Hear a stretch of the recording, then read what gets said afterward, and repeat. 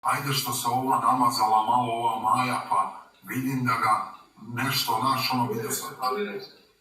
vidio sam ta 2-3 klipa, nešto da se ustala, da se diglo, da je rekao ne zanima me. Mada opet njoj Stanja treba zamiriti, to ne treba odmah postaviti stvari. A ga je možda namjerno vozila, jer postoji ti mogućnost da je njoj Stanija rekla, da ju nazvala i da je rekla pusti malo, daj gasa. A ne znam zašto Stanja, kako o njima priča, to smo nekad su to sve reality igrači. Meni Maja kaže za Staniju ružno.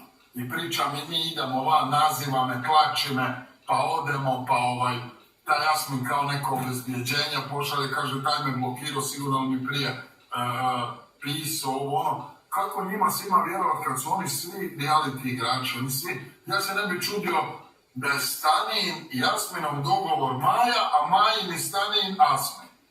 Ja se ne bi čudio da je Stanijin i Jasminom dogovor Maja, a Majin i Stanijin Asmin. Da se to sve jedno s drugim kužiš, da je to